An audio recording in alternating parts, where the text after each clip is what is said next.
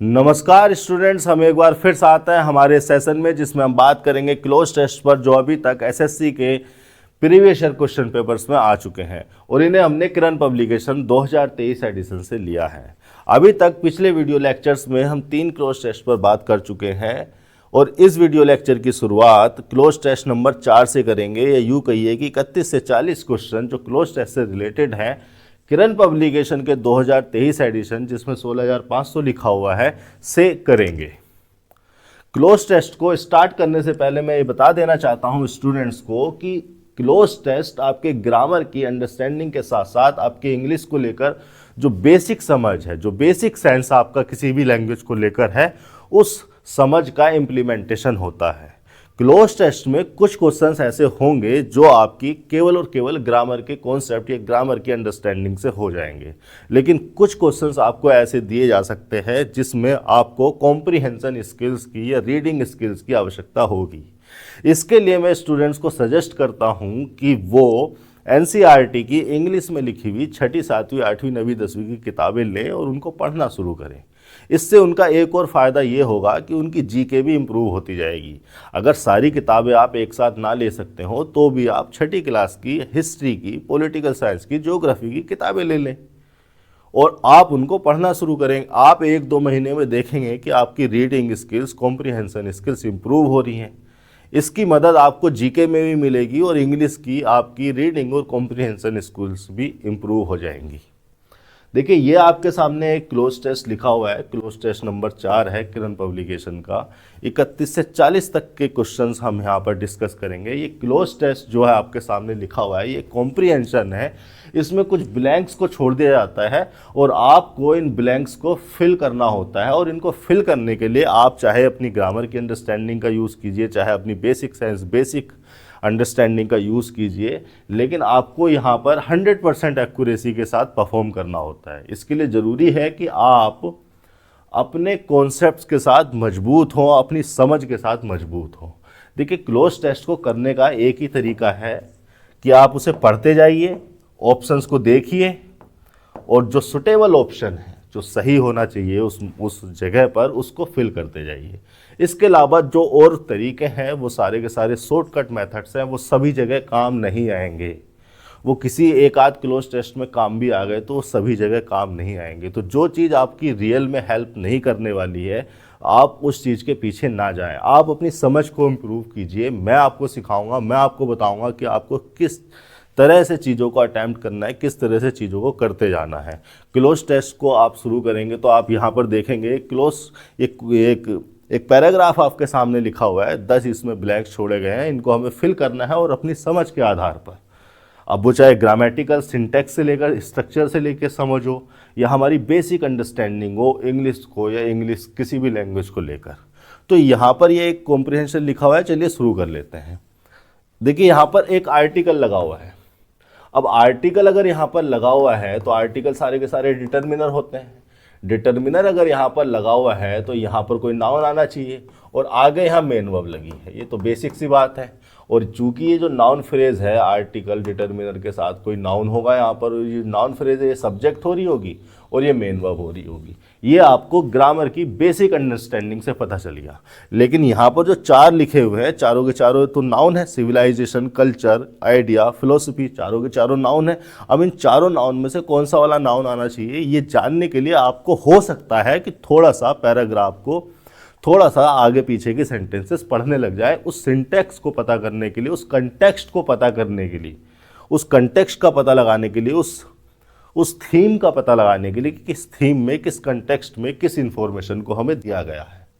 ठीक है, तो हमने आगे पढ़ने की कोशिश की। बिकम्स, ये जो टूटा फूटा पैराग्राफ है, इसी को पढ़ने की कोशिश करें, इसी को थोड़ा सा आगे पढ़ने की कोशिश करें। मैं नहीं कह रहा कि आपको पूरा पढ़ना पड़ेगा, लेकिन 1-2 सेंटेंसेस आपको आगे पीछे के पढ़ने पड़ सकते हैं।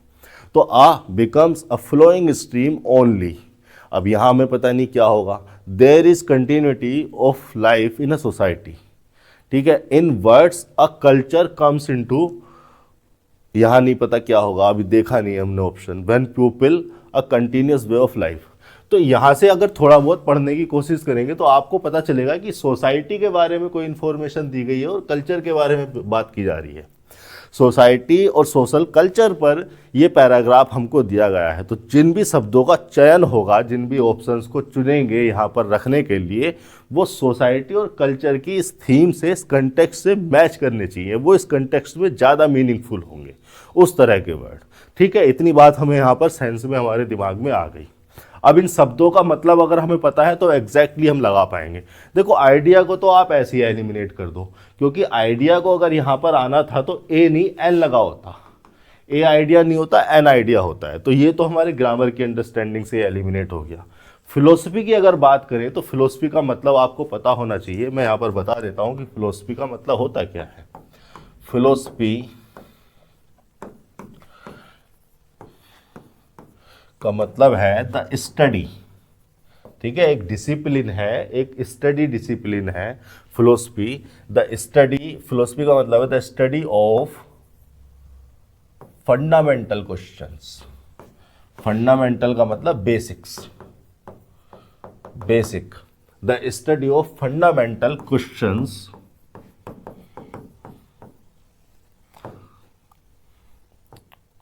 About life, society and the world. ये हमारे चारों तरफ जो कुछ भी है, हमारे चारों तरफ जो कुछ भी है उसके बारे में जब हम क्वेश्चंस करने जाते हैं, जब हम सोसाइटी और वर्ल्ड और लाइफ इनसे रिलेटेड फंडामेंटल क्वेश्चंस की बात करते हैं, फंडामेंटल क्वेश्चंस पर स्टडी करते हैं, तो जो स्टडी है उसको फिलोसफी कहा जाता है। हिंदी में इसको कहा जाता है दर्शन शास्त्र। दर्शन का मतलब जो हमें दिखता है उससे रिलेटेड जो भी है। ठीक है, दर्शन का मतलब जो हमारा पर्सपेक्टिव है, जो हमारा विज़न है, उससे रिलेटेड। तो ये फिलोसफी की बात होगी कि फिलोसफी का मतलब ये हो गया। अब देखिए आपके सामने दो वर्ड हो रहे हैं, कल्चर और सिविलाइजेशन। क्या आप जानते हैं कि सिविलाइजेशन का मतलब क्या है? सिविलाइजेशन की डेफिनेशन क्या है? ये किसे सिविलाइजेशन कहा जा सकता है? मैं यहाँ पर बता देता हूँ आपको। ये आपके देखिए जीके को भी इम्प्रूव करती हैं ये चीज़ें। तो सिविलाइजेशन, कई बार यहाँ पर आपको Z की जगह S लिखा हुआ मिलेगा। यहाँ पर देखते हैं क्या लिखा हुआ है, Z लिखा हुआ है, S भी लिखा हुआ मिल सकता है। ठीक है, वो डिपेंड करता है कि आप ब्रिटिश इंग्लिश को पढ़ रहे हैं या अमेरिकन इंग्लिश में लिखा हुआ कोई सेंटेंस पढ़ रहे हैं। सिविलाइजेशन, सिविलाइजेशन का मतलब होता है, देखिए सिविलाइजेशन पहली बात तो बना है सिविल से, यानी कि कोई भी सोसाइटी जब सिविलाइज हो जाती है, जब सिविल हो जाती है, जब उसमें सिविक लाइफ आ जाती है। और सिविक का मतलब है सिटी से। ठीक है, सिविक का मतलब है सिटी से। तो जब भी कोई सोसाइटी सिविक लाइफ को अपनाने लगती है तो वो सिविलाइज हो जाती है और उस सोसाइटी को कहा जाता है सिविलाइजेशन। अब अगर मैं इसको डिफाइन करने की कोशिश करूं या मैं इस पूरे कॉन्सेप्ट को बताने की कोशिश करूं तो मैं कुछ ऐसे बताता हूं स्टूडेंट्स को कि सिविलाइजेशन का मतलब होता है एनी कॉम्प्लेक्स सोसाइटी। अब देखिए मैं कॉम्प्लेक्स क्यों कह रहा हूं, इसको अभी पता चलेगा। ठीक है, any complex society which has development of state, development of state. अब देखिए जो मैं स्टेट मैंने यहाँ पर लिखा है, स्टेट में सभी चीज़ें आ जाती हैं। स्टेट में आपकी गवर्नमेंट ऑर्गेनाइजेशन आ जाती है, गवर्नमेंट ऑर्गेनाइजेशन आ जाती है, चाहे वो आपकी पार्लियामेंट हो या किसी और नेशन में कोई और तरह का गवर्नमेंट अपैरेटस हो, कोई और तरह का गवर्नमेंट सिस्टम हो। स्टेट में आपकी जुडिशरी भी आ गई। सारी चीज़ें जितनी भी रिलेटेड हैं, जितनी भी आप पब्लिक को सर्व करने के लिए आपने जितनी चीज़ें बनाई गई हैं वो सारी की सारी स्टेट में आ जाती है। जुडिशरी आ गई, आपका लॉ चाहे वो कॉन्स्टिट्यूशनल हो या आईपीसी सीआरपीसी, सारा का सारा स्टेट में आ गया। आपका जो पब्लिक एडमिनिस्ट्रेशन है, चाहे वो पुलिस हो या बैंक हो, जितना भी पब्लिक एडमिनिस्ट्रेशन है सारा का सारा वो स्टेट में आ गया। इन सम्मिलित रूप से इन चीज़ों को क्या कहा जाता है? स्टेट कह दिया जाता है। ठीक है, स्टेट का मतलब राज्य तो है ही। भारत में कितने स्टेट हैं? ठीक है, और कितने केंद्र शासित प्रदेश हैं? उस मीनिंग में तो स्टेट का मतलब राज्य तो है ही, लेकिन स्टेट का मतलब इस पूरे पब्लिक अपैरेटस को रिफर करने का भी है। स्टेट इस पूरे पब्लिक अपैरेटस को रिफर कर देता है, इस पूरे पब्लिक सिस्टम को रिफर कर देता है। ठीक है, सारी की सारी ETC लिख देता हूँ मैं। सारी की सारी चीज़ें जो है स्टेट में आ जाती है, सम्मिलित रूप से स्टेट बोल दिया जाता है इनको। तो ऐसी कोई भी सोसाइटी जिसमें ये फीचर्स हो, जिसमें एक रूलिंग अथॉरिटी हो, एक गवर्निंग आर्किटेक्चर हो, एक जुडिशरी हो, उसका एक लॉ हो, उसमें कुछ रूल्स हो, उसको चलाने के लिए उसकी एक अर्थव्यवस्था हो बुनी हुई, उसमें उसमें पब्लिक ऑफिशियल्स हो लोगों को सर्व करने के लिए, यानी कि जिसमें डेवलपमेंट ऑफ स्टेट हो, जिसमें स्टेट डेवलप हो गया हो, उस कॉम्प्लेक्स सोसाइटी को सिविलाइज कहा जा सकता है, उस सोसाइटी को सिविलाइजेशन कहा जा सकता है। अर्बनाइजेशन भी इसका एक फीचर है, अर्बनाइजेशन, ठीक है, जेडी लिखता हूं मैं यहाँ पर, अर्बनाइजेशन। अर्बनाइजेशन भी एक सिविलाइजेशन का मोस्ट फंडामेंटल फीचर है। जब लोग कॉम्प्लेक्स होने लगते हैं, कॉम्प्लेक्स का मतलब फाइनेंशियली, सोशो फाइनेंशियली कॉम्प्लेक्स होने लगते हैं, वो बहुत सारे लोग जो अलग अलग रह रहे थे वो एक जगह आकर कुछ काम करने लगते हैं, एक दूसरे से जुड़ने लगते हैं। किसी ने फैक्ट्री खोल ली, कोई पढ़ा रहा है, कोई कुछ कर रहा है, तो वो एक दूसरे से जुड़ गए फाइनेंशियल रिलेशंस की वजह से, फाइनेंशियल कंडीशंस की वजह से, तब अर्बनाइजेशन होता है। इस ट्रांसफॉर्मेशन को ही अर्बनाइजेशन कहा जाता है, जब गांव के इधर उधर झुंड में रहने वाले लोग एक जगह आकर किसी भी सोशो फाइनेंशियल रिलेशन में आकर एक बड़ी सोसाइटी को डेवलप कर देते हैं, उसको कहा जाता है अर्बनाइजेशन। फिर उस बड़ी सोसाइटी को चलाने के लिए रूल रेगुलेशन गवर्नमेंट की आवश्यकता होती है।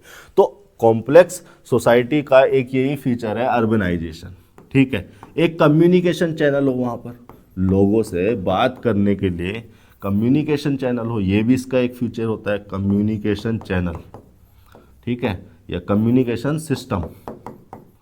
चैनल तो मैं नहीं कहूँगा, सिस्टम। कम्युनिकेशन सिस्टम होता है कोई ना कोई, किसी न किसी प्रकार का, हर सिविलाइजेशन में कम्युनिकेशन सिस्टम होता है, वरना तो वो जो इस तरह का डेवलपमेंट ऑफ स्टेट हुआ है, इस तरह की चीज़ें, कॉम्प्लेक्स चीज़ें चल रही हैं, कैसे चलेंगी अगर कम्युनिकेशन सिस्टम नहीं है। तो किसी न किसी तरह का कम्युनिकेशन सिस्टम रहता ही है। अब कम्युनिकेशन सिस्टम थोड़े एडवांस्ड हो गए हैं, लेकिन पहले भी होते थे, वो इतने एडवांस नहीं होते थे, इतने क्या, वो बिल्कुल बेसिक से थे। लोगों को भेज दिया जाता था, चौराहे पे खड़ा करके ऐलान करते थे वो ढोल बजा के, ये भी तो एक कम्युनिकेशन सिस्टम ही था, ठीक है। अब तो यूट्यूब वगैरह व्हाट्सएप के द्वारा कम्युनिकेशन सिस्टम चल रहा है, ठीक है। एक सोशल स्ट्रैटिफिकेशन, एक और फीचर इसका निकल के आया, सोशल स्ट्रैटिफिकेशन। स्ट्रैटिफिकेशन का मतलब क्लासिफिकेशन ही समझिए, वर्गीकरण, ठीक है, स्ट्रैटिफाई कर देना, सोसाइटी को स्ट्रैटिफाई कर देना, ये अर्बन है, ये रूरल है, ये पुअर है, ठीक है, ये रिच है। और भी कई प्रकार के सोशल स्ट्रैटिफिकेशन सोसाइटीज़ में, सिविलाइजेशंस में देखे गए हैं। जैसे इंडियन सिविलाइजेशन की बात करें, और अगर आज की जो कंटेम्परेरी सिविलाइजेशन है उसकी बात करें, तो आपको कई प्रकार के सोशल स्ट्रैटिफिकेशन, सोशल वर्गीकरण, सामाजिक वर्गीकरण दिखते होंगे। जैसे कि ब्राह्मण, वैश्य, ये सब जो था, ब्राह्मण, क्षत्रिय, वैश्य, शूद्र, ये भी एक तरह का स्ट्रैटिफिकेशन ही था, ठीक है। और शेड्यूल कास्ट, शेड्यूल ट्राइब, ये भी ये जो चीज़ें हैं, ये सारी की सारी स्ट्रैटिफिकेशन ही है। एग्जाम्पल के तौर पर मैं ये बता रहा हूँ, केवल ये स्ट्रैटिफिकेशन नहीं है, स्ट्रैटिफाई तो किसी भी आधार पर किया जा सकता है, ठीक है। कम्युनिटी के आधार पर किया जा सकता है, रेस, जेंडर के आधार पर किया जा सकता है, कास्ट के आधार पर किया गया। हालांकि ये चीज़ें सही हैं, गलत हैं, इसमें मतभेद हैं, ठीक है। तो ऐसा नहीं है कि ये चीज़ें होना सही है या गलत है, इसमें मतभेद है, वो अलग विषय है, उस पर कभी बाद में चर्चा करेंगे। लेकिन सोशल स्ट्रैटिफिकेशन फीचर एक सिविलाइज सोसाइटी में पाया जाता है। कभी फाइनेंशियल कंडीशन, फाइनेंशियल स्टेटस के आधार पर सोशली स्ट्रैटिफाई किया जाएगा, कभी किसी और आधार पर। ये है मेरे कहने का मतलब। तो ये सारे के सारे फीचर, और भी 2-4 हो सकते हैं, ETC लिख देता हूँ, ये मेन है, ठीक है। ये सारे फीचर जब किसी सोसाइटी में आ जाते हैं तो उसको कहा जाता है कॉम्प्लेक्स सोसाइटी, जटिल सोसाइटी, ठीक है। अब उतनी सिंपल नहीं है, कॉम्प्लेक्स हो गई है, एक दूसरे से चीज़ें बहुत ही जुड़ गई है, एक दूसरे से बहुत सारे रिलेशन और लिंक्स, टर्म्स, कंडीशन डेवलप हो गई है, तो उसको कहा जाता है कॉम्प्लेक्स सोसाइटी। और इसी सोसाइटी को सिविलाइजेशन कहा जाता है कि ये सिविलाइज्ड सोसाइटी है। ये सिविलाइजेशन का मतलब है। दूसरा वर्ड था हमारा कल्चर। कल्चर का क्या मतलब होता है? कल्चर का क्या मतलब होता है? देखिए, आपको ऐसा लग रहा होगा कि यार इंग्लिश का टीचर है, पता नहीं पढ़ा क्या रहा है, लेकिन ये बहुत ही बेसिक से फंडामेंटल से शब्द हैं। इनको इस तरह से इग्नोर करके निकल जाना सही नहीं है। इनके बारे में जान लेना 5-10 मिनट रुक कर बेहतर है। कल्चर का क्या मतलब है? देखिए, कल्चर का मतलब है आइडियाज, वैल्यूज। आइडियाज की स्पेलिंग गलत हो गई हमारी, वैल्यूज, ठीक है। कस्टम्स, ट्रेडिशंस भी इसी में आ गए, ठीक है। राइट्स, रिचुअल्स, यहां पर लिख देता हूं, वैसे तो कस्टम्स में सभी आ जाते हैं, रिचुअल्स। आर्ट भी इसी में आ गई, साइंस ऑफ म्यूजिक भी इसी में आ गया, साइंस ऑफ म्यूजिक भी इसी में आ गया, ठीक है। नॉर्म्स, नॉर्म्स का मतलब क्या है? नॉर्म्स का मतलब है acceptable behaviour of a society या shared standard of acceptable behaviour. Shared, norms बना है सोशल, नॉर्म्स बना है नॉर्मल से, तो इसका मैं लिख देता हूं यहां पर shared standard of social behaviour, behaviour, ठीक है। ये भी इसी में आ गया।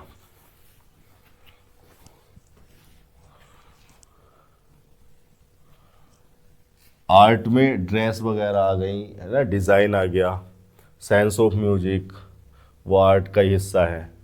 ये सारी की सारी चीज़ें जो है ना सम्मिलित रूप से, ये सारी किसी सोसाइटी के, यहाँ पर लिख जाओ of any particular society, of any particular society, society. तो किसी भी स्पेसिफिक सोसाइटी के आइडियाज़, उसकी वैल्यूज, उसके कस्टम्स, उसके रिचुअल्स, उसके राइट्स, उसके डिज़ाइन, उसकी ड्रेस, उसकी आर्ट, उसका म्यूज़िक, उसके सोशल नॉर्म्स, उसका कम्युनिकेशन सिस्टम, ठीक है, कम्युनिकेशन सिस्टम भी लिख सकता था। ये सारी की सारी चीज़ें सम्मिलित रूप से कल्चर कही जाती हैं, ठीक है। ये सारी की सारी चीज़ें सम्मिलित रूप से कल्चर कही जाती हैं। तो कल्चर का मतलब हो गया ये सारी की सारी चीज़ें, किसी भी सोसाइटी की ये सारी चीज़ें सम्मिलित रूप से कल्चर कही जाती हैं, ये कल्चर का मतलब हो गया। अब जरा वापस आते हैं, हमारा कंटेक्स्ट क्या था? हमारा कंटेक्स्ट था uh becomes a flowing stream only there is continuity of life in a society. अब देखो, यहाँ पर सिविलाइजेशन की तो बात हो नहीं रही है, ना कोई अर्बनाइजेशन का जिक्र आया है, ना कोई स्टेट का, लेकिन यहाँ पर सोसाइटी की और कल्चर की बात हो रही है, ट्रेडिशंस की बात हो रही है। यहाँ पर देखिए ट्रेडिशंस भी लिखा है, तो यहाँ पर कल्चर ज़्यादा सही होगा। सिविलाइजेशन यहाँ पर एप्रोप्रिएट नहीं है। कंटेक्स्ट के हिसाब से जो हमें इन्फॉर्मेशन दी गई है, उस इन्फॉर्मेशन के हिसाब से हमें कल्चर ज़्यादा एप्रोप्रिएट वर्ड लग रहा है। और अगर इसमें कोई बदलाव की आवश्यकता होगी आगे पढ़कर, आगे के ब्लैंक्स को फिल कर तो उस बदलाव के लिए भी रहना चाहिए, दिमाग में ये चीज़ रहनी चाहिए कि हमने यहाँ पर कल्चर को चुना था, सिविलाइजेशन को नहीं चुना था। लेकिन अगर पैराग्राफ में, अगर पूरे इसमें कॉम्प्रिहेंशन में कहीं भी आप जब आगे के ब्लैंक्स हम देखेंगे, आगे की इन्फॉर्मेशन हम फिल करेंगे 32वें में 33वें में, अगर हमें ऐसा लगा ब्लैंक्स को भर कर कि सिविलाइजेशन होना चाहिए तो वो चेंज कर देंगे। देखिए, ये सारी चीज़ें दिमाग बहुत तेज़ी से कर लेता है, लेकिन चूंकि मैं आपको सिखा रहा हूँ तो मुझे आपको सिखाने में समय लग सकता है, आपको घर पर प्रैक्टिस करने में समय लग सकता है, दिमाग को इतना चलाने में। लेकिन जब 100-200 क्लोज टेस्ट में, 100-200 कॉम्प्रिहेंशन में जब 200-400 बार इस तरह से दिमाग चला लोगे तो एग्ज़ाम के टाइम पर ये चीज़ें बहुत तेज़ी से होंगी। बहुत तेज़ी से आपका दिमाग मिली सेकेंड में ये कैलकुलेट कर लेगा कि इसका पैराग्राफ का कंटेक्स्ट क्या है, मिली सेकेंड में। मिली सेकेंड में नहीं तो 1-2 सेकेंड में तो कर ही लेगा, और आपको तुरंत पता लग जाएगा कि सिविलाइजेशन नहीं कल्चर होना चाहिए। तो यहाँ पर 31 में हमने लगा दिया कल्चर। आगे चलते हैं, 32 देख लेते हैं क्या लिखा हुआ है। यहाँ पर क्या लिखा मैंने? Culture, a culture becomes a flowing stream only. अब देखिए ओनली, और यहाँ पर there is continuity of life in a society. Life से पहले भी कुछ आएगा ब्लैंक्स, वो भी देख लेंगे। लेकिन आपको ध्यान, अगर आपका ध्यान गया हो तो आपको मैं बता दूं कि यहाँ पर एक क्लोज है, एक क्लोज ये है, ठीक है, क्लोज 1, एक क्लोज ये है। अगर दो क्लोज लिखी हुई है तो निश्चित रूप से आपको यहाँ पर कंजंक्शन चाहिए होगा। और देखो आपके सामने लिखे हुए भी हैं कंजंक्शन। हालांकि ये जो एट है ये प्रीपोजिशन है, ये प्रीपोजिशन है, तो इसको तो ऑप्शन से हटा ही दो, क्योंकि प्रीपोजिशन आता है तो प्रीपोजिशन के बाद तो उसका ऑब्जेक्ट लिखा होता, कोई नॉन प्रोनाउन लिखा होता। हालांकि देयर प्रोनाउन लिखा तो है, लेकिन वो प्रीपोजिशन का ऑब्जेक्ट नहीं है, वो तो इस वर्ब का सब्जेक्ट है। तो जब वो इस वर्ब का सब्जेक्ट होगा तो यहाँ पर कोई प्रीपोजिशन आ ही नहीं सकती, उस प्रीपोजिशन का ऑब्जेक्ट देयर हो ही नहीं पाएगा। तो प्रीपोजिशन तो कहीं से कहीं तक फिट ही नहीं हो रही है यहाँ पर। पहली बात तो ये कि एट तो इसी तरह से एलिमिनेट हो गया। अब देखिए बाकी के तीनों ये जो लिखे हुए हैं तीनों के तीनों कंजंक्शन हो सकते हैं। व्हाट के बारे में मैं आपको बता दूं कि व्हाट प्रोनाउन भी हो जाता है, एडजेक्टिव डिटर्मिनर भी हो जाता है, एडवर्ब भी हो जाता है, कंजंक्शन भी हो जाता है। एस के बारे में मैं आपको बता दूं कि एडवर्ब भी हो जाता है, प्रीपोजिशन भी हो जाता है, कंजंक्शन भी हो जाता है। व्हेन के बारे में मैं आपको बता दूं कि व्हेन एडवर्ब भी हो जाता है और कंजंक्शन भी हो जाता है। अब हमें चाहिए यहाँ पर कंजंक्शन, तो ये व्हाट को कंजंक्शन के रूप में लगाएं, एज को कंजंक्शन के रूप में लगाएं, या व्हेन को कंजंक्शन के रूप में लगाएं। देखिए ऐसा हो सकता है कि अगर आपकी रीडिंग और कॉम्प्रिहेंशन स्किल्स अच्छी हैं, अगर आपने किताबों को पढ़ा है, 2 4 6 किताबें आपने पढ़ी हैं, तो आपको ग्रामर के जो फंडामेंटल कॉन्सेप्ट्स हैं उनकी इतनी आवश्यकता ना पड़े हर सिचुएशन में, लेकिन उनकी पड़ेगी ज़रूर।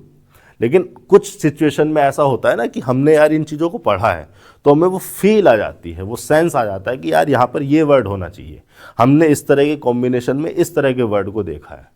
तो ऐसा मेरे साथ कई बार हुआ है, मुझे कोई स्टूडेंट मिला, उसे ग्रामर की बिल्कुल समझ नहीं, लेकिन चूंकि उसकी जो स्कूलिंग हुई है वो अच्छी स्कूलिंग थी और अच्छी क्वालिटी की उसने एजुकेशन ली है, उसने बचपन से लेकर अभी तक सारी किताबों को इंग्लिश में पढ़ा है, उसका सारा सिलेबस इंग्लिश का था, सारी किताबें उसने इंग्लिश में पढ़ी हैं, तो उसे ये तो पता नहीं कि ग्रामर का ये कॉन्सेप्ट यहाँ पर लग रहा है, लेकिन उसे ये पता चल जाता था कि यहाँ पर ये गलत है, इसमें कुछ दिक्कत है, इसमें कुछ प्रॉब्लम है। सर ऐसा बोलता है वो, सर मुझे ये तो पता नहीं कि यहाँ पर क्या दिक्कत है, लेकिन यहाँ पर मुझे कुछ गड़बड़ी लग रही है, यहाँ पर होनी चाहिए गलती। वो सेंटेंस में एरर निकाल देगा, हालांकि वो ये नहीं बता पाएगा कि ये एरर क्यों है, क्योंकि ग्रामर के कॉन्सेप्ट हो सकता है उसने भी इतने ना पढ़े हों, लेकिन चूंकि उसने अपनी सारी किताबों को, सारे सिलेबस को इंग्लिश में पढ़ा है, तो उसके दिमाग में एक सेंस आ जाता है कि यहाँ पर कुछ दिक्कत है। तो ऐसा हो सकता है कि अगर आप अपने ग्रामर की स्किल्स को, अगर आप अपनी बेसिक स्किल्स को, रीडिंग कॉम्प्रिहेंशन स्किल्स को इम्प्रूव कर लें, तो आप तुरंत यहाँ पर बता दें कि यहाँ पर ये होना चाहिए कंटेक्स्ट के हिसाब से।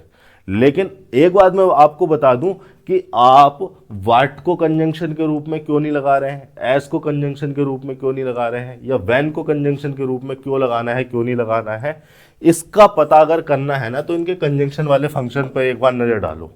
और देखिए इनका जो कंजंक्शन वाला फंक्शन है वो इस क्लोज टेस्ट में तो रिलीवेंट है ही, वो आपको बाद में भी तो हेल्प करेगा। मुझसे ये कहा जाता है कि सर आप बहुत टाइम टेकिंग है, बहुत ज़्यादा टाइम आप लगाते हैं चीज़ों को समझाने में, जबकि मेरा ये कहना है कि जिस तरह से मैं चीज़ों को समझा रहा हूँ, जिस तरह से मैं आपसे चाहता हूँ कि आप मेहनत करें, ये आपको टाइम टेकिंग नहीं, टाइम रिड्यूसिंग लगना चाहिए।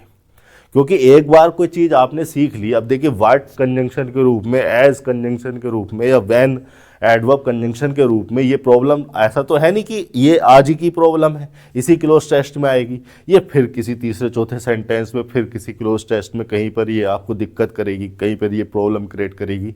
तो क्यों ना इसको अच्छे से समझ लिया जाए, ये हमेशा के लिए क्लियर हो जाएगी। तो कहने को मैं एक क्लोज टेस्ट करवा रहा हूँ, ये कहा जा सकता है कि सर आपने 50 मिनट ले लियो, 50 मिनट में आपने एक क्लोज टेस्ट करवाया, लेकिन मेरे हिसाब से तो मैं जिन चीज़ों को सिखा रहा हूँ, मैं इस एक क्लोज टेस्ट के माध्यम से आपकी सैकड़ों चीज़ें क्लियर करवा रहा हूँ, सैकड़ों चीज़ें हम यहाँ पर क्लियर कर रहे हैं। एक क्लोज टेस्ट के माध्यम से हम सैकड़ों चीज़ें यहाँ पर सीख रहे हैं और सैकड़ों चीज़ें क्लियर कर रहे हैं। तो आप केवल इसको एक क्लोज टेस्ट की तरह ना लें, आप उन चीज़ों को, उन कॉन्सेप्ट्स को देखें जो आपके क्लियर होंगे। चलिए मैं आपको बता देता हूं कि व्हाट, एज और व्हेन जब कंजंक्शन होते हैं तो किस तरह से बिहेव करते हैं किस सिचुएशन में। देखिए आप अगर बात करेंगे एज की, तो ये जो एज वर्ड है ये प्रीपोजिशन भी हो जाता है, एडवर्ब भी हो जाता है, कंजंक्शन भी हो जाता है। अब इसके प्रीपोजिशन और एडवर्ब वाले फंक्शन में पिछले कई लेक्चर में मैं ये बात बता चुका हूँ। जो हमारा कॉमन एरर से रिलेटेड सेशन चलता है उसमें मैं काफ़ी बार ये बता चुका हूँ और फिर बताऊँगा। अगर कहीं पर प्रीपोजिशन और एडवर्ब से रिलेटेड इसका फंक्शन आएगा तो मैं फिर बताऊँगा। अभी इसके कंजंक्शन वाले फंक्शन पर फोकस कर लेते हैं। देखिए, एज जब कंजंक्शन होता है तो एक तो वह बिकॉज के सिमिलर मीनिंग को रिफर करता है, बिकॉज के सिमिलर मीनिंग को रिफर करता है। यहां पर लिख देता हूं, मीनिंग को रिफर करता है। ठीक है, जैसे मैं यहां पर लिख दूं एग्जाम्पल के तौर पर, she stayed at home as she was sick. ठीक है, तो एज यहां पर क्या है, बिकॉज के मीनिंग में है या बिकॉज के सिमिलर मीनिंग में है। जरा लगा कर देखो, सी स्टेड एट होम बिकॉज या एज सी वाज सिक। तो यहां पर ये जो बिकॉज के द्वारा या एज के द्वारा जो क्लोज लिखी गई है वो है क्या, वो एग्जैक्ट रीजन है। वो एग्जैक्ट रीजन है। किस बात का रीजन है, इस बात का कि ये जो फिनोमिना हुआ है, ये जो घटना हुई है, जो भी एक्टिविटी यहाँ पर, जो भी सिचुएशन है, उसका एग्जैक्ट रीजन क्या है, एज या बिकॉज के द्वारा लिखी गई क्लोज। एक फंक्शन तो एज का कंजंक्शन के रूप में ये हो गया। दूसरा इसका फंक्शन जो होता है वो टाइम रिलीवेंट होता है, टाइम रिलीवेंट फंक्शन होता है। और यहां पर ये रिफर करता है ड्यूरिंग द टाइम दैट। अब दैट के द्वारा कोई क्लोज लिखी हो सकती है क्योंकि कंजंक्शन है, यानी कि एक क्लोज के द्वारा उस ड्यूरेशन को रिफर करता है। जैसे मैं एक सेंटेंस यहां पर लिखूं, she stared at me as I walked in the garden. ठीक है, वॉक्ड भी लिख सकता था मैं यहाँ पे, वॉज वॉकिंग भी लिख सकता था, क्योंकि ड्यूरेशन को रिफर करने के लिए कंटिन्यूअस स्टेट प्रिफरेबल रहती है। तो as I was walking in the garden, ये as I walked in the garden. तो यहां पर ये क्या है, उस ड्यूरेशन को, उस टाइम की ड्यूरेशन को, ड्यूरिंग द टाइम। ठीक है, डेट। तो इस ड्यूरेशन को रिफर किया जा रहा है एज के द्वारा। एज के द्वारा ये जो क्लोज लिखी है, as I walked in the garden, इस क्लोज के द्वारा, एज के द्वारा जो क्लोज लिखी गई है, इस क्लोज से एक ड्यूरेशन को रिफर किया जा रहा है और उस ड्यूरेशन में ये वाली एक्टिविटी हुई। तो एज इस फंक्शन में आ जाता है जब वो टाइम रिलीवेंट फंक्शन में होता है। दो फंक्शन कंजंक्शन के रूप में हो गए, एक बिकॉज के मीनिंग, सिमिलर मीनिंग को रिफर करता है और दूसरा टाइम रिलीवेंट फंक्शन में होता है। ठीक है, उस ड्यूरेशन को रिफर करता है जिस ड्यूरेशन में कोई दूसरी एक्टिविटी हुई। फिर क्या था, वाट। वाट के बारे में बात कर लेते हैं। देखिए, जो वाट वर्ड होता है ये प्रोनाउन भी हो जाएगा, ये डिटर्मिनर भी हो जाएगा, एडवर्ब भी ये हो जाता है, कंजंक्शन भी ये हो जाता है। देखिए, जब प्रोनाउन डिटर्मिनर होता है तब इसका मीनिंग होता है या इसको यूज किया जाता है किसी प्यूपिल या थिंग के बारे में कोई इंफॉर्मेशन जानने के लिए। किसी भी पर्सन या किसी भी थिंग, प्यूपिल नहीं, पर्सन लिखता हूं क्योंकि मैंने किसी लगाया हुआ है, एनी सिंगुलर के साथ यूज होता है। ठीक है, सम प्लूरल के साथ यूज होता है। तो किसी भी पर्सन या थिंग के बारे में हमें कोई भी इंफॉर्मेशन लेनी होती है जो कि अननोन है, उस इंफॉर्मेशन को लेने के लिए हम वाट को प्रोनाउन या डिटर्मिनर की तरह यूज कर लेते हैं, बारे में कोई इंफॉर्मेशन लेने के लिए। ठीक है, इंफॉर्मेशन पूछने के लिए, आस्क करने के लिए, पूछने के लिए। जैसे मैं एग्जाम्पल के तौर पर यहाँ पर लिख दूँ, व्हाट आर यू डूइंग। ठीक है, तो मैं यहाँ यू के बारे में कोई इंफॉर्मेशन ले रहा हूँ कि यू की एक्टिविटी क्या है, तो उसके बारे में इंफॉर्मेशन लेने के लिए व्हाट। यहाँ पर व्हाट क्या हो गया, प्रोनाउन की तरह काम कर रहा है, ऑब्जेक्ट की तरह काम कर रहा है। भाई सब्जेक्ट तो ये हो ही गया, डूइंग यहाँ पर ट्रांजिटिव वर्ब है, इसका ऑब्जेक्ट कहाँ गया, ये लगाया शुरू में व्हाट। ठीक है, अब जैसे मैंने यहाँ पर लिख दिया एक situation, what kind of songs do you like, question mark. तो यहाँ पर ये काइंड क्या है, नाउन, व्हाट क्या होना चाहिए, डिटर्मिनर होना चाहिए इसके लिए। अब ये क्यों लगाया हमने व्हाट, अभी भी हमने किसी थिंग के यानी कि काइंड के, सॉन्ग्स के काइंड के बारे में इंफॉर्मेशन लेने के लिए हमने व्हाट को लगाया है।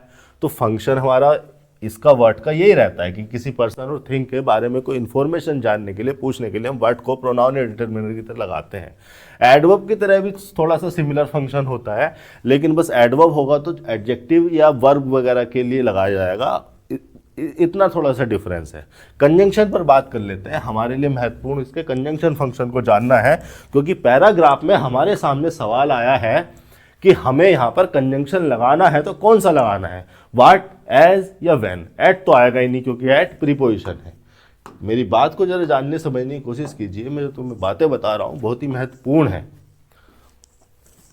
व्हाट को कंजंक्शन की तरह अगर हम लगाते हैं तो देखिए, मैंने आपको क्या बताया कि वर्ड जब प्रोनाउन होता है तो किसी पर्सन या थिंग को जानने के लिए, के बारे में कुछ जानने के लिए लगाया जाता है। जब ये कंजंक्शन होता है ना, तो भी ये किसी अननोन या अनस्पेसिफाइड सिचुएशन के रेफरेंस के लिए ही लगाया जाता है।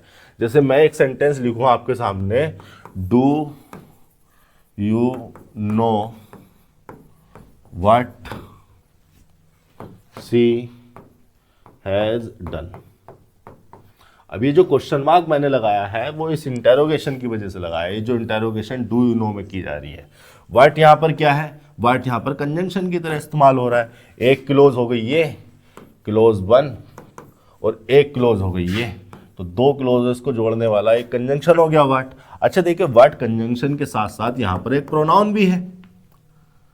कैसे है प्रोनाउन, क्योंकि डन हमें पता है ट्रांजिटिव नेचर की वर्ब है, उसका ऑब्जेक्ट हमें चाहिए। कहाँ है उसका ऑब्जेक्ट, यही प्रोनाउन, यही व्हाट उसका ऑब्जेक्ट भी बन रहा है। व्हाट के साथ ही ये फीचर है कि रिलेटिव प्रोनाउन ना होते हुए भी कंजंक्शन भी बन गया और ऑब्जेक्ट सब्जेक्ट भी बन गया इस क्लोज का, सबऑर्डिनेट क्लोज का। जबकि ये फंक्शन तो रिलेटिव प्रोनाउन में होता है, रिलेटिव प्रोनाउन नहीं है, किसी एंटीसीडेंट के लिए नहीं लिखा गया है, उसके बावजूद भी कंजंक्शन भी बन गया और प्रोनाउन भी हो गया, मतलब सब्जेक्ट ऑब्जेक्ट भी बन गया इस सबऑर्डिनेट क्लोज का। तो व्हाट यहाँ पर भी किसी अननोन या अनस्पेसिफाइड सिचुएशन के रेफरेंस को बताने के लिए ही लिखा गया है। जो इसका प्रोनाउन में, प्रोनाउन होते हुए जो मीनिंग था, उस मीनिंग को ये कंजंक्शन होते हुए भी रिटेन करता है। ठीक है, तो मैं यहां पर लिख देता हूं, अननोन या अनस्पेसिफाइड सिचुएशन को रिफर करने के लिए। ठीक है, रिफर करने के लिए। इतनी बात हो गई व्हाट पर। व्हेन पर बात कर लेते हैं। देखिए, व्हेन जो है वर्ड आपका, वो या तो एडवर्ब है या फिर वो कंजंक्शन है।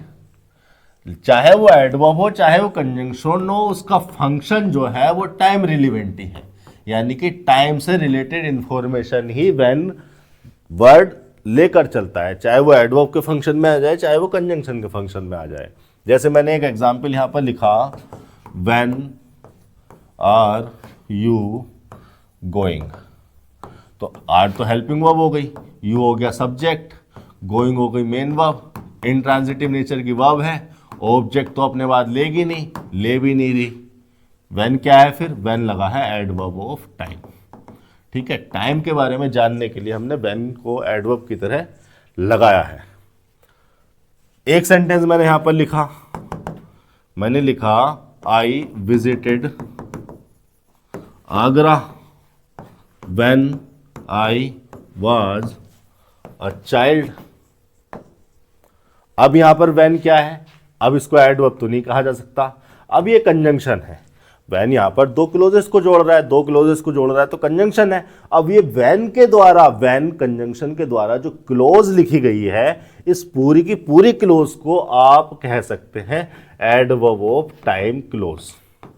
ठीक है, एडवर्ब टाइम क्लोज। अब ये पूरी की पूरी क्लोज बन गई है और किसका टाइम बता रही है, ये विजिटेड का। तो व्हेन चाहे एडवर्ब हो चाहे कंजंक्शन हो, वो यहां पर टाइम रिलेवेंट फंक्शन में ही होता है, टाइम के बारे में ही बताता है। वापस आइए जरा क्लोज पर। क्या कहा जा रहा है, a cultures become a flowing stream only there is continuity of life in a society. Life से पहले क्या आएगा वो भी देख लेंगे, only there is continuity of life in a society.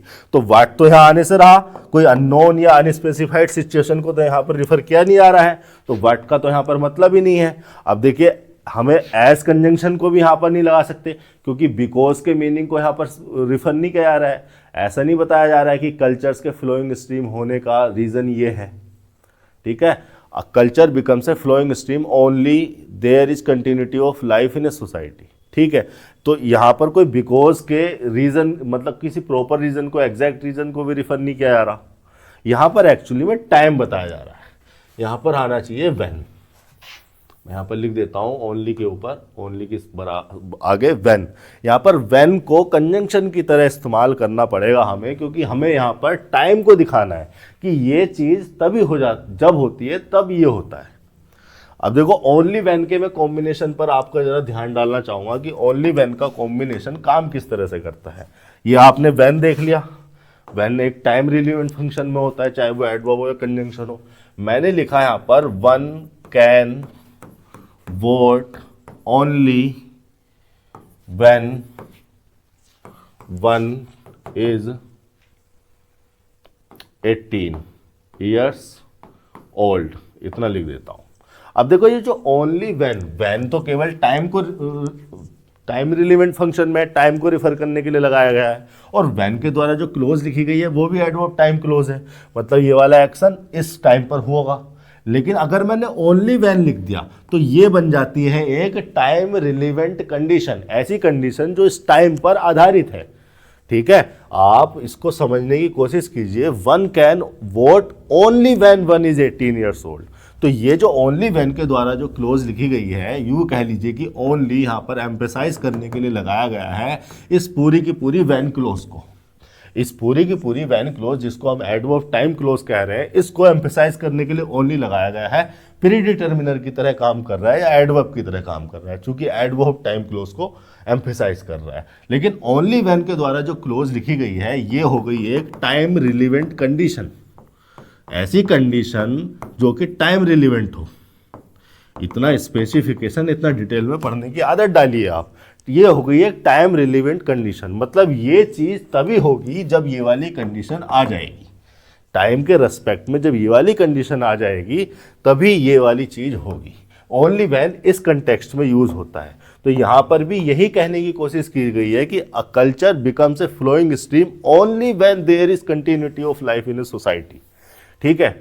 Only when यानी कि जब ये वाली कंडीशन हो जाती है किसी भी सोसाइटी में, तब वो एक कल्चर जो है फ्लोइंग स्ट्रीम हो जाता है, बन जाता है। इतनी बात हो गई। यहाँ पर आगे देख लेते हैं 33 में क्या आना चाहिए, क्या लिखा हुआ है। यहाँ पर कल्चर लिखा था आपने, CULTURE culture, only when there is continuity of life in a society. Only when there is continuity of individual तो आना नहीं है। देखिए इंडिविजुअल लाइफ या इंडिविजुअल लाइफ से किसी भी सोसाइटी का कोई भी कल्चर डेवलप नहीं होता है। इंडिविजुअल बिहेवियर से, इंडिविजुअल लाइफ से किसी सोसाइटी का कल्चर डेवलप या कल्चर नहीं बनता है, डेवलप नहीं होता है। कल्चर किसी भी सोसाइटी का बनता है कलेक्टिव लाइफ से। नेचर का यहाँ पे कंटेक्स्ट नहीं है कोई। नेचर का मतलब क्या है आप जानते हैं, हमारे चारों तरफ जो नेचुरल चीज़ें हैं उनको सबको नेचर कहा जाता है, ठीक है। उसमें पेड़ पौधे भी आ गए, अर्थ से रिलेटेड, एनवायरनमेंट से रिलेटेड सारी चीज़ें आ गई। तो नेचर को तो यहाँ पर कंटेक्स्ट है ही नहीं। Societies life in a society ये यहाँ पर मीनिंगफुल नहीं रहेगा। अगर मैं यहाँ पर सोसाइटीज लगा दूँ, सोसाइटी लगा दूँ, देखिए सोसाइटी और नेचर के साथ अपोस्ट्रोफी एस लगाया गया है क्योंकि ये नाउन है। तो नाउन में अब यहाँ पर एक लाइफ एक नाउन लिखा है, तो नाउन को अगर नाउन के साथ लिखना है तो या तो ऑफ प्रीपोजिशन लगाकर लिखोगे, life of society, life of nature, इस तरह से, या फिर आप अपोस्ट्रोफी एस लगा के उसको पजेसिव और पजेशन बनाकर लिखोगे, ठीक है। तो ये तो नाउन है। इंडिविजुअल और कलेक्टिव थे एडजेक्टिव, तो नाउन और उससे पहले एडजेक्टिव ऐसे ही आ जाएगा। समझ रहे हैं, नेचर के साथ और सोसाइटी के साथ अपोस्ट्रोफी एस लगाया गया है पजेसिव फंक्शन को जनरेट करने के लिए, वरना तो हमें ऑफ प्रीपोजिशन लगाना पड़ता। लेकिन नेचर और सोसाइटी तो मीनिंगफुल हो ही नहीं रहे हैं, क्योंकि नेचर की बात पूरे कॉम्प्रिहेंशन में पैराग्राफ में कहीं है ही नहीं, कंटेक्स्ट उस टाइप का नहीं है। और societies life in a society, ये वैसे इसका मीनिंग अपसर्ड हो गया, ये वैसे मीनिंगफुल नहीं रहा। सोसाइटी में सोसाइटी की लाइफ क्या होगी, मीनिंगलेस बात हो गई। तो सोसाइटीज और नेचर अलग हो गए, और इंडिविजुअल लाइफ से कोई कल्चर जनरेट नहीं होता है, इंडिविजुअल लाइफ का कल्चर पर कोई ज़्यादा फर्क नहीं पड़ता है। हम यहाँ पर बात करें कलेक्टिव लाइफ की।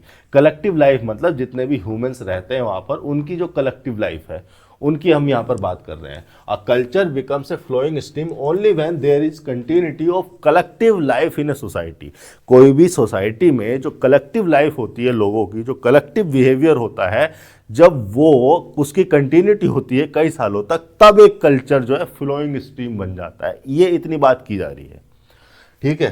तो कंटेक्स्ट का, आपने बेसिक सेंस का, दोनों का इस्तेमाल करके हमें यहाँ पर क्लोज टेस्ट को सही करना है। यहाँ पर हो गया 33वें का फोर्थ ऑप्शन, यानी कि collective life. Collective life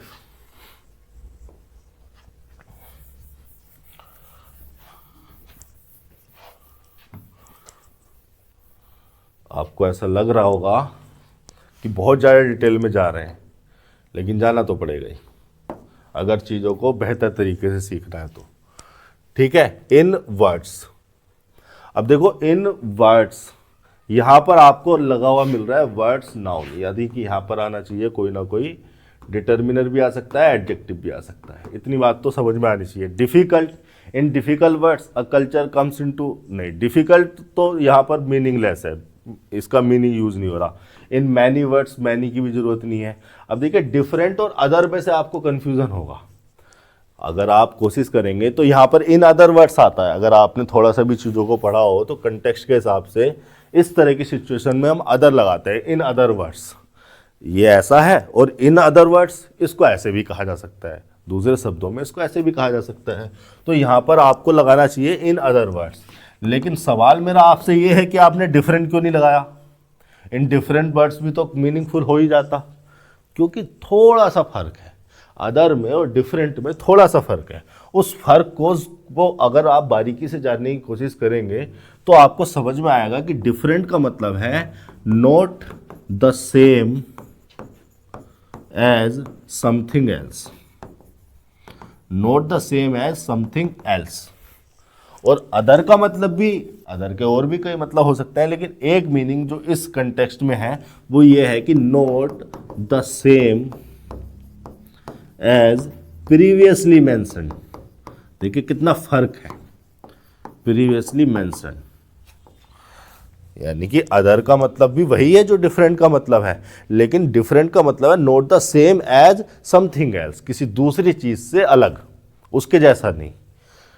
other का मतलब भी वही है कि किसी चीज से अलग, लेकिन यहां पर ये चीज है ये प्रीवियसली मेंशन्ड है, यानी कि अदर मोर एक्यूरेट वर्ड है अगर हम किसी प्रीवियसली मेंशन्ड थिंग से या किसी प्रीवियसली मेंशन्ड इंफॉर्मेशन से अलग कुछ दिखाना चाहते हैं। तो यहाँ पर ये जो इन्फॉर्मेशन दी गई है ये इस प्रीवियसली मेंशन्ड इन्फॉर्मेशन से अलग दिखाना चाह रहे हैं हम, तो यहाँ पर अदर मोर एक्यूरेट वर्ड है। इसलिए हमेशा आपने देखा होगा कि इन अदर वर्ड्स कहा जाता है। पहले कुछ बोल दिया, अब जो प्रीवियसली मेंशन्ड हो गया, जो पहले बोल दिया, उसके कंटेक्स्ट में उसको इंक्लूड करते हुए, उसको रिफर करते हुए, उस मेंशन को ध्यान में रखते हुए कहा जाता है कि इन अदर वर्ड्स, ऐसा भी है। तो यहाँ पर आपको 34वें में लगाना चाहिए थर्ड, डिफरेंट यहाँ पर नहीं होगा, ठीक है। किसी और सिचुएशन में कंटेक्स्टफुल हो जाता है, सिंटेक्स के हिसाब से सही है, लेकिन यहाँ पर मीनिंग जो है मोर एक्यूरेट मीनिंग अदर देगा आपको, इन अदर वर्ड्स। इतनी बात हो गई यहाँ पर, ठीक है। इसको मुझे ऐसे ही रेस करना पड़ेगा क्योंकि मैं चाहता हूं कि ये लिखे रहे।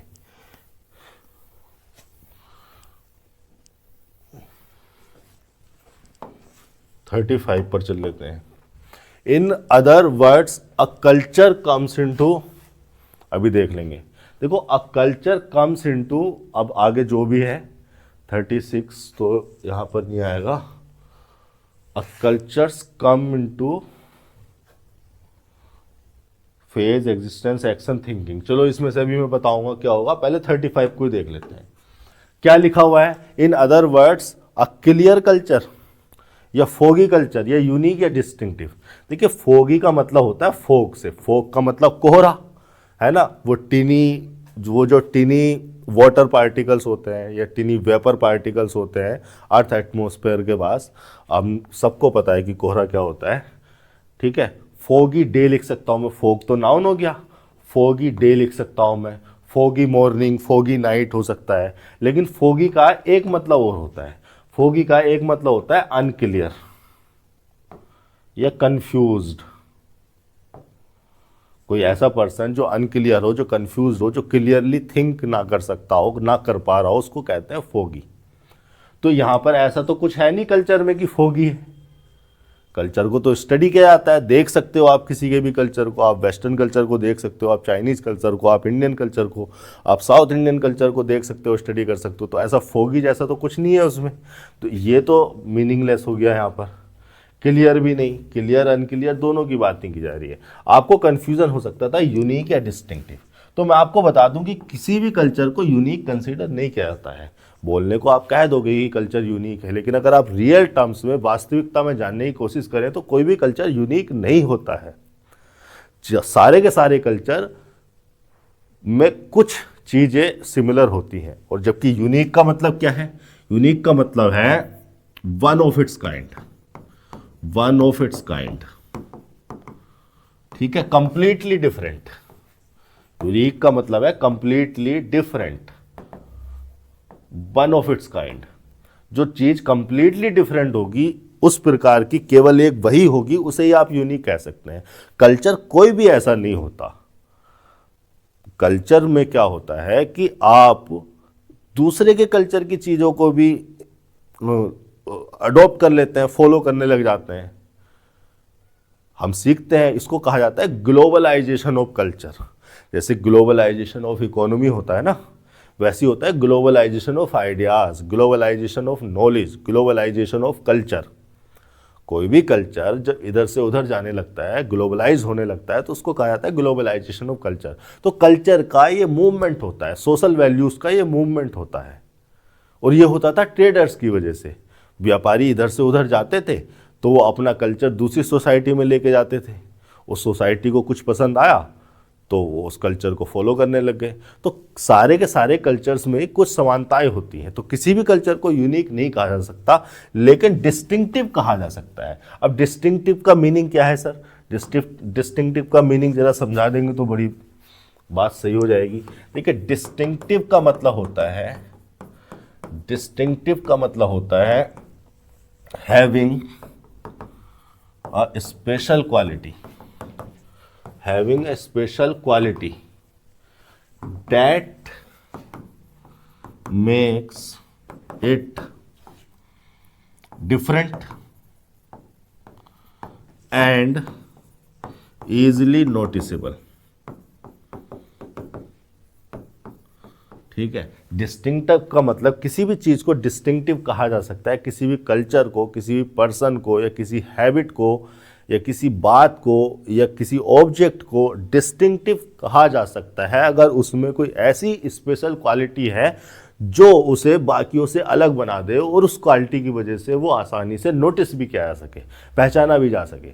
जैसे काले रंग के कपड़े पहन के 50 लोग खड़े हैं, तुम उन 50 लोगों को जिन्होंने काले रंग के कपड़े पहने हुए हैं, उनमें से किसी एक को सफेद रंग का कपड़ा पहना के खड़ा कर दो।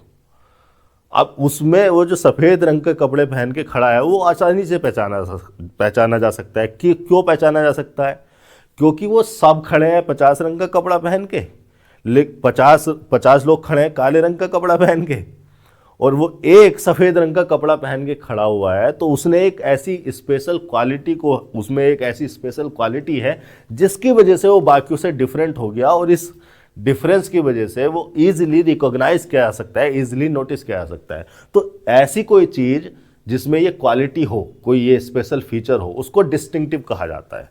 तो यहां पर भी बात की जा रही है कल्चर के डिस्टिंक्टिव होने की। In other words a distinctive cultures comes into, अभी ये देखेंगे क्या होना चाहिए यहां पर। तो यहां पर मुझे यूनिक नहीं, कल्चर के लिए डिस्टिंक्टिव वर्ड का इस्तेमाल करना चाहिए, क्योंकि यूनिक तो कोई होता ही नहीं है कल्चर, अगर रियल टर्म में बात करें। कहने को आप कह दोगे आम बोलचाल की भाषा में, लेकिन अगर रियलिटी में आप सोचोगे तो कोई भी कल्चर यूनिक नहीं है। बता दो कोई हो तो।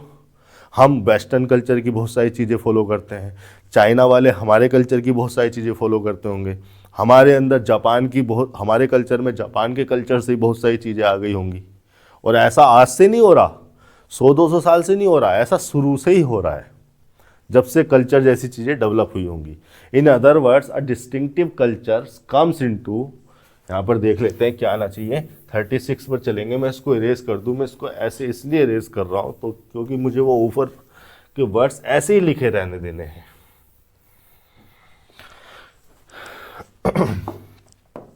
36 अ distinctive cultures comes into phase. देखिए फेज का मतलब होता है स्टेज, फेज का मतलब होता है स्टेज, ठीक है। एक्शन और थिंकिंग तो यहाँ पर बिल्कुल ही नहीं होनी है। कम्स इनटू एक्शन नहीं होना है, थिंकिंग नहीं होनी है, यहाँ होना चाहिए एग्जिस्टेंस। अब देखिए स्टेज का क्या मतलब है, फेज का क्या मतलब है, फेज 1, फेज 2, फेज 3। जब कोई भी प्रोसेस होती है, कोई भी फिनोमिना होता है, कोई प्रक्रिया अगर होती है तो उसमें स्टेजेस होती हैं। ये कोई भी परिवर्तन जब आता है, जब कोई ट्रांसफॉर्मेशन होता है, जब कोई चेंज आता है तो उसमें स्टेजेस होती हैं। उन स्टेजेस को फेज कह दिया जाता है। तो यहाँ पर फेज की बात तो है नहीं कि कल्चर, ऐसा तो है नहीं कि किसी कोई कल्चर किसी स्टेज में आ गया है। यहाँ पर बात की जा रही है एग्जिस्टेंस में आने की। एग्जिस्टेंस भी नाउन है और इस नाउन का मतलब है the state of being real या अपैरेंट, ठीक है। The state of being real, apparent या प्रेजेंट। कहा यह जा रहा है कि कोई भी कल्चर, कोई भी distinctive culture, in other words A distinctive culture comes into existence, ठीक है। कोई भी कल्चर अपैरेंट तब हो जाता है, रियल तब हो जाता है, या एग्जिस्टेंस में तब आ जाता है, एग्जिस्ट वो तब करने लगता है व्हेन प्यूपिल, व्हेन यहाँ पर कंजंक्शन लग गया फिर से टाइम को बताने के लिए। और इसको 36 को आगे लेके चलते हैं 37 पे। When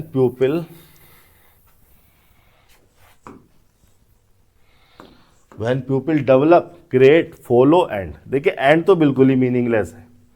in other words distinctive cultures comes into existence. यहां पर एग्जिस्टेंस लिख देता हूं मैं, एग्जिस्टेंस। पूरा का पूरा पैराग्राफ, लगभग पूरा का पूरा पैराग्राफ, पूरा का पूरा क्लोज टेस्ट बेसिक सेंस पे डेवलप है। इसलिए मैं आपको वो सोचने का तरीका बता रहा हूं कि किस तरीके से आपको सोचना है। अ distinctive cultures comes into existence when people, and तो बिल्कुल नहीं होना है, क्योंकि एग्जिस्टेंस में तो तभी आएगा जब कोई चीज़ शुरू होगी, या फॉलो करेंगे, या क्रिएट करेंगे, या डेवलप करेंगे। एंड करने का तो वो ही नहीं है। अब इन तीनों में दौड़ है। देखिए क्रिएट का मतलब होता है किसी चीज़ को पहली बार बनाना। कल्चर को ना पहली बार नहीं बनाया जाता। ऐसा नहीं है कि कल्चर कोई इन्वेंशन है, हम गए लेबोरेटरी में और हमने कल्चर को क्रिएट कर दिया, ऐसा नहीं होता। ऐसा भी नहीं होता कि 100 लोग आए और उन्होंने बोला एक नया कल्चर जनरेट करेंगे, ठीक है। कल्चर को ना फॉलो किया जाता है।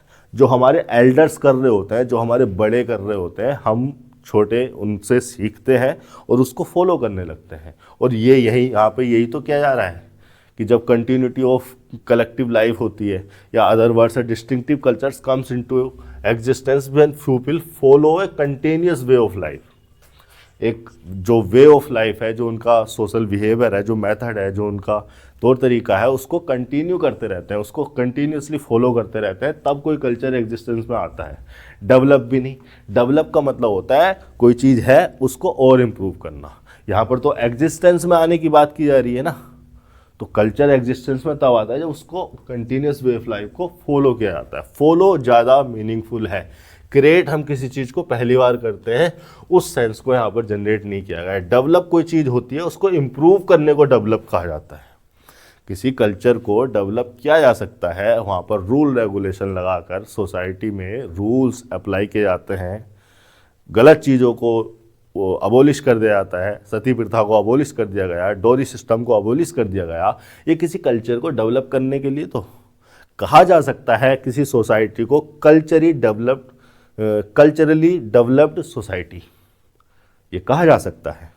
तो कल्चर को डेवलप भी किया जा सकता है, लेकिन इस मीनिंग में, इस कंटेक्स्ट में हम यहाँ पर डेवलप के मीनिंग को नहीं लेंगे, हम यहाँ पर लेंगे फॉलो के मीनिंग को, कि जब एक कंटिन्यूस वे ऑफ लाइफ को फॉलो किया जाता है तब कल्चर एग्जिस्टेंस में आ जाता है। मीनिंग को, उसके थीम को पकड़ने की कोशिश कीजिए, आपको पता चलेगा डेवलप नहीं फॉलो होना है।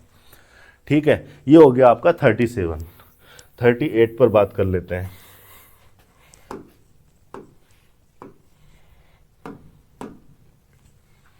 सच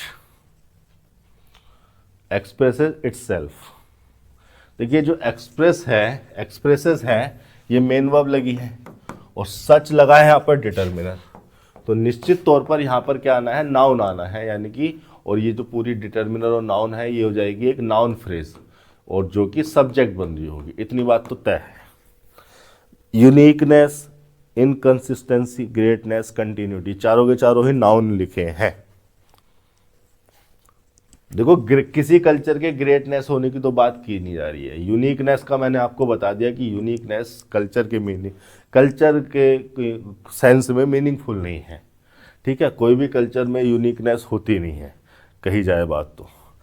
कंटिन्यूटी और इनकंसिस्टेंसी पर बात कर लेते हैं। कंसिस्टेंसी जो बना है वो कंसिस्ट से बना है, कंसिस्ट से बना कंसिस्टेंट। कंसिस्टेंट एक एडजेक्टिव है, ये भी कंसिस्ट से बना होगा, और कंसिस्टेंट एडजेक्टिव से बना कंसिस्टेंसी। कंसिस्टेंसी और कंसिस्टेंसी से बना होगा, ये बना है इनकंसिस्टेंसी। ठीक है, तो कंसिस्टेंट एडजेक्टिव का मतलब जान लेते हैं, इनका मतलब पता चल जाएगा।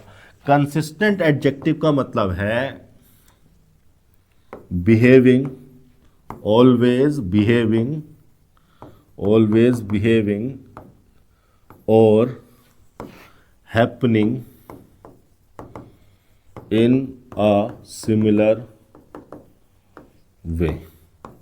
एक ही तरीके से बिहेव करते रहना या एक ही तरीके से किसी चीज़ का होता रहना, उसको कहते हैं कंसिस्टेंसी, या कंसिस्टेंट कहा जा सकता है उसको जो एक ही तरीके से चीज़ हो रही हो। ठीक है, रेगुलर वे में, या यू कह, ये एक डेफिनेशन हो गई इसकी। दूसरा मीनिंग मैं यहाँ पर लिख सकता हूँ कंटिन्यूटी ऑफ बिहेवियर। बिहेवियर के कंटिन्यूटी को क्या कहा जाता है, कंसिस्टेंसी कहा जाता है, कंसिस्टेंस। तो मैं लिखा जा सकता हूँ कंटिन्यूटी या रेफरिंग, किसी भी चीज़ को कंसिस्टेंस कहा जा सकता है अगर वो रेफर कर रहा हो कंटिन्यूटी ऑफ बिहेवियर को। मैं यहाँ पर राइटिंग ऐसे ही लिख रहा हूँ, आप मेरे शब्दों पर ध्यान दीजिए।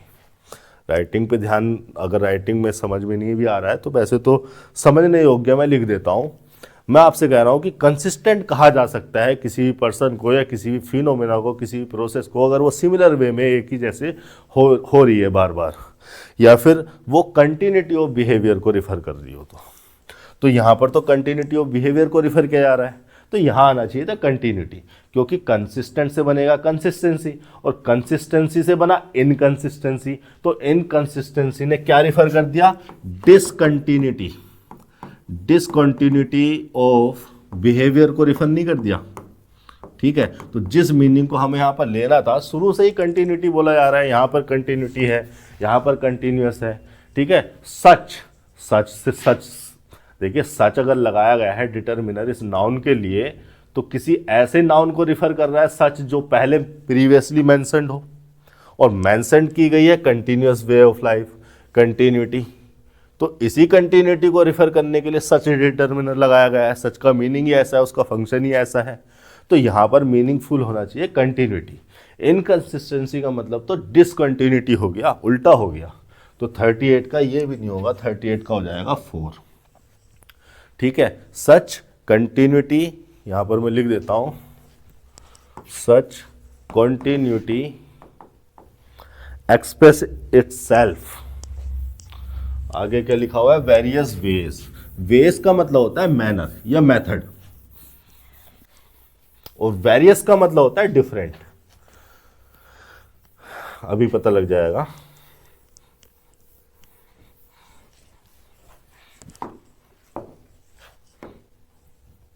ये हो गया आपके सामने 39। क्या लिखा हुआ है, such continuity expresses itself various ways. Ways हो गया नाउन, और वेरियस हो गया एडजेक्टिव। वेज का मतलब हो गया मैनर, ढंग या मेथड, तरीका। वेरियस का मतलब हो गया डिफरेंट। ठीक है, अब देखिए मैनर और मेथड के साथ ना इन प्रीपोजिशन लगाया जाता है, ना ऑफ आएगा, ना एट आएगा, ना विद आएगा। विद, ऑफ और एट के आपको फंक्शन पता है। इनका मैं बता देता हूं कि वेरियस बेस के साथ इन कैसे आता है। जैसे मैंने लिखा she behaved in an absurd manner.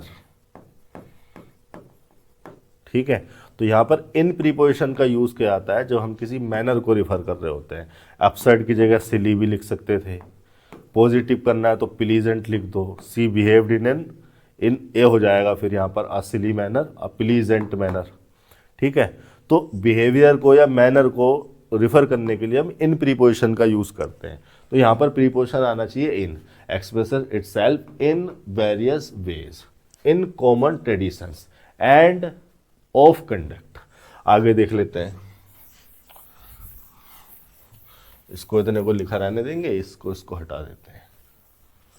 39 ये हो गया हमारा 39 और ये हो गया हमारा 40। क्या कह रहे हैं कि such continuity expresses itself in various ways in common traditions and of conduct. अब देखिए कंडक्ट का मतलब होता है बिहेवियर। कंडक्ट जब नाउन होता है तो उसका एक मतलब होता है बिहेवियर। कंडक्ट का मतलब कंडक्टर से भी होता है चालक। ठीक है, सेमी कंडक्टर और उस टाइप के मटेरियल आपने पढ़े होंगे फिजिक्स वगैरह में। लेकिन यहां पर कंडक्ट का मतलब है बिहेवियर। तो रूल्स ऑफ कंडक्ट आएगा, रेगुलेशन ऑफ कंडक्ट आएगा, लॉ ऑफ कंडक्ट आएगा या नॉर्म्स ऑफ कंडक्ट आएगा। देखिए कंडक्ट के साथ ये चारों वर्ड आ सकते हैं। रूल्स या लॉज ऑफ कंडक्ट आ सकते हैं जब हम किसी ऑर्गेनाइजेशन की बात कर रहे हो। जैसे पुलिस एक ऑर्गेनाइजेशन है तो पुलिस के बिहेवियर का एक कोड है कि पुलिस को कैसे बिहेव करना है। तो उस सिचुएशन में हम कह सकते थे रूल्स ऑफ कंडक्ट। कोई भी ऑर्गेनाइजेशन है उसके ऑर्गेनाइजेशन का बिहेव करने का एक लॉ बना हुआ है कि आपको ये करना है, ऐसे करना है, इस सिचुएशन में आप ये करेंगे, उसको अरेस्ट करेंगे, मजिस्ट्रेट के पास लेके जाएंगे, उसकी इतने घंटे में बेल होनी चाहिए, उसका वकील उसको ये करेगा, आपको एफआईआर करनी है। तो वहाँ उस सिचुएशन में हम रूल्स ऑफ कंडक्ट या लॉज ऑफ कंडक्ट भी बता सकते हैं। अब जो आरबीआई है वो RBI regulations, laws of conduct निकालती है बैंकों के लिए कि आपको इस तरह से बिहेव करना है इस पर्टिकुलर सिचुएशन में। तो यहाँ पर ऐसा तो है नहीं कि जो कल्चर है इसके कोई रूल्स हैं या कोई लॉज हैं। कोई ऐसे कोई रिटर्न रूल्स या लॉज होते नहीं हैं। यहाँ पर होते हैं नॉर्म्स। नॉर्म्स का मतलब क्या है? नॉर्म्स बना है नॉर्मल से, नॉर्मल से नॉर्म्स बना है, यानी कि जिसको सामान्य मान लिया जाता है, जिसको नॉर्मल, जिसको सोसाइटी नॉर्मल कंसीडर कर लेती है। किसी भी ऐसे आइडिया को, किसी भी ऐसी वैल्यू को, किसी भी ऐसी बात को, ट्रेडिशंस को या कल्चर को सोसाइटी जब नॉर्मल कंसीडर कर लेती है, अरे यार ये तो नॉर्मल है, तो होता ही है, तो वो नॉर्म्स बन जाता है।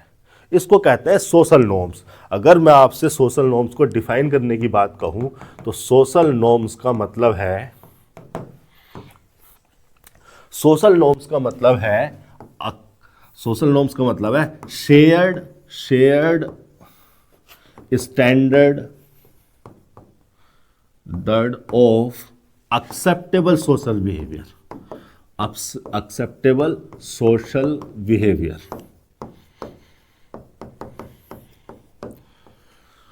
ठीक है, वो एक्सेप्टेबल सोशल बिहेवियर जो पूरी सोसाइटी शेयर करती हो। मेरे लिए भी एक्सेप्टेबल है, आपके लिए भी एक्सेप्टेबल है, पड़ोसियों के लिए भी एक्सेप्टेबल है।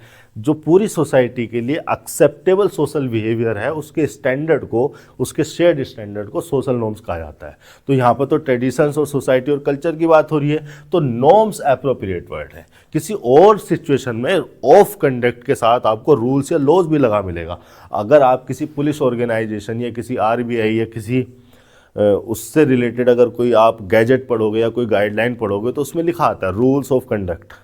ठीक है, तो उस सिचुएशन में रूल्स, रेगुलेशन या लॉज भी हो सकते थे, लेकिन इस सिचुएशन में हम सोशल नॉर्म्स की बात करेंगे कि बिहेवियर के, कंडक्ट के हम सोशल नॉर्म्स की बात कर रहे हैं, नॉर्म्स ऑफ कंडक्ट। ये अप्रोप्रिएट वर्ड है इस कंटेक्स्ट में। तो ये हो गया आपका आज का क्लोज टेस्ट। हो सकता है इन चीज़ों को मैंने बहुत ज़्यादा खोल के बताया हो, लेकिन ये चीज़ें ऐसी थी, कल्चर के बारे में, सिविलाइजेशन आ गई थी हमारे सामने, ये ऐसे टर्म्स थे जिससे आपकी जो जीके है ये भी इम्प्रूव होती। इन चीज़ों को इग्नोर करना मुझे सही नहीं लगा, इसलिए थोड़ा टाइम टेकिंग आपको लग सकता है, लेकिन ये टाइम आपको देना है। प्रैक्टिस के दौरान आपको अपनी अप्रोच इतनी डिटेल्ड रखनी है, आपको अपनी समझ को इम्प्रूव करना है।